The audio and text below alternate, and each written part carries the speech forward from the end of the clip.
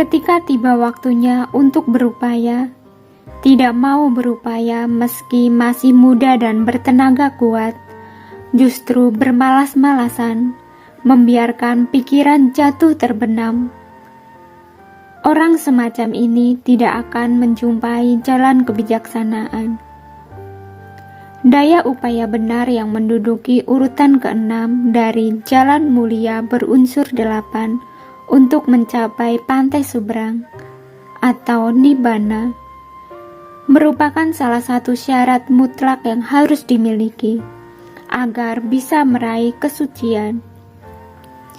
Di setiap aspek kehidupan, kita diharuskan memiliki daya upaya agar bisa memenuhi kebutuhan hidup.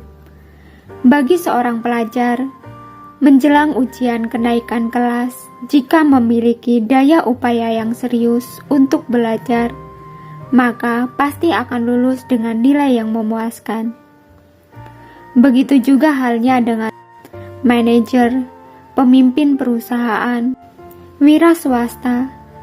Jika selalu memiliki daya upaya yang teguh dan mantap menjalankan profesinya, maka kemungkinan keberhasilan akan sangat besar. Jadi, teguh tidaknya daya upaya yang telah dimiliki sangatlah berperan di dalam menentukan berhasil tidaknya apa yang telah dicita-citakan.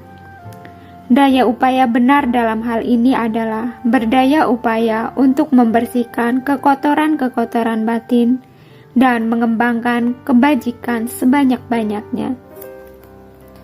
Adapun daya upaya benar yang harus dimiliki sedini mungkin agar terbebas dari jeratan-jeratan penderitaan adalah berdaya upaya menghindari kejahatan yang belum ada di dalam diri. Di zaman sekarang, segala sesuatu diukur atau dipandang dari sisi keduniawiannya. Jika si A kaya atau memiliki kekuasaan, maka berbondong-bondong orang-orang memuja dan mengagung-agungkan namanya. Tetapi jika terlahir kurang menguntungkan dibanding orang lain, misalnya terlahir miskin, kurang pandai dan sakit-sakitan, maka semua cara dihalalkan serta selalu menuding orang-orang lain atas kemalangan dan ketidakberuntungan yang dialami. Inilah ciri khas orang-orang yang matanya senantiasa diliputi oleh keduniawian. Sebagai manusia yang berdaya upaya yang benar, hendaknya di kondisi yang menguntungkan, kita senantiasa mau memanfaatkan kelebihan-kelebihan atau kekayaan, kerupawanan, kepintaran, dan lain-lain yang telah dimiliki untuk kemajuan batin dan kebahagiaan serta kesejahteraan makhluk-makhluk hidup lainnya. Tetapi sebaliknya, dalam kondisi yang kurang menguntungkan, kita berani dan mau mengintrospeksi diri serta meyakini akan hakikat dari hukum karma, tanpa adanya niatan-niatan menyalahkan atau menuduh pihak lain atas kemalangan yang diterima. Jika sikap mulia ini telah dimiliki, maka secara tidak langsung kita telah menghindari kejahatan.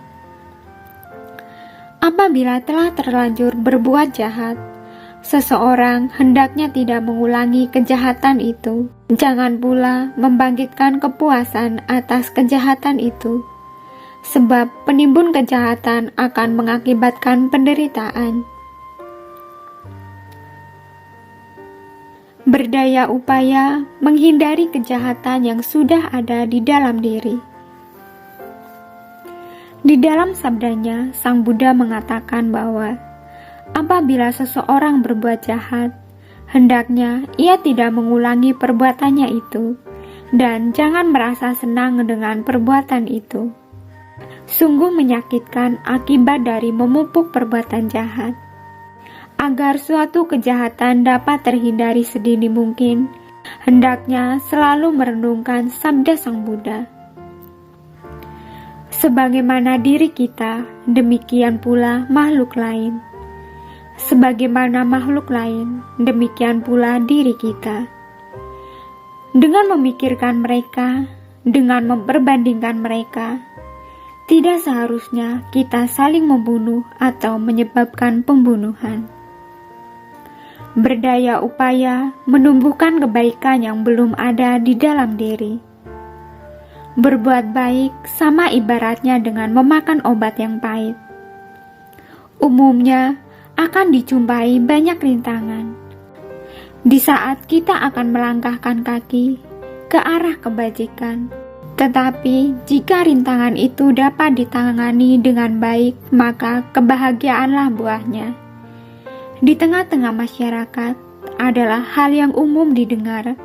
Seseorang dicela dikala berbuat baik dan dipuji di saat berbuat jahat. Mengunjungi panti sosial atau yatim piatu, panti jompo, dan lain sebagainya. Sebagian orang mengatakan bahwa mereka cari perhatian atau soalim. Tetapi ketika batin kita senantiasa stabil dan memiliki keyakinan yang baik, bahwa itulah salah satu konsekuensi dari perbuatan baik, maka semua celaan, hinaan, dan bahkan fitnahan tidak akan mempengaruhi niat mulia ini. Bergegaslah berbuat kebaikan dan kendalikan pikiranmu dari kejahatan. Barang siapa lamban berbuat baik, maka pikirannya akan senang dalam kejahatan. Jadi, perbuatan baik itu adalah hal mutlak untuk ditumbuhkan sedini mungkin agar jeratan-jeratan derita dapat dijauhi. Berdaya upaya mengembangkan kebaikan yang sudah ada di dalam diri.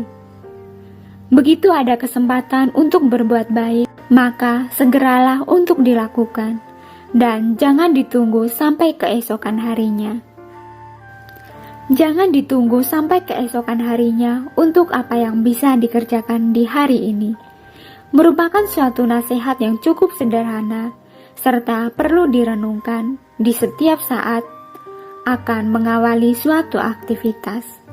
Apabila seseorang berbuat baik, hendaknya dia mengulangi perbuatannya itu, dan bersukacita dengan perbuatannya itu.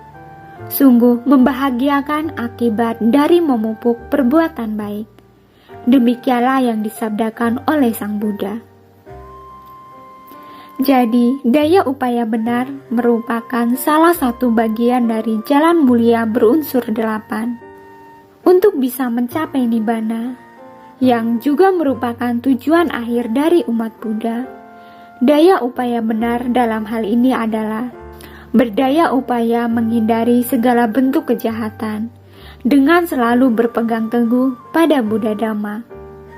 Berdaya upaya menghilangkan segala bentuk dari kejahatan dengan selalu berpedoman pada hukum kama. Tidak mau disakiti, maka janganlah menyakiti. Berdaya upaya menumbuhkan segala bentuk dari kebaikan dengan kekuatan cinta kasih dan kasih sayang. Berdaya upaya mengembangkan segala bentuk kebaikan dengan selalu melakukan perbuatan-perbuatan baik. Dengan memiliki daya upaya benar, hendaknya kehadiran kita berdampak positif bagi kebahagiaan dan kesejahteraan semua makhluk.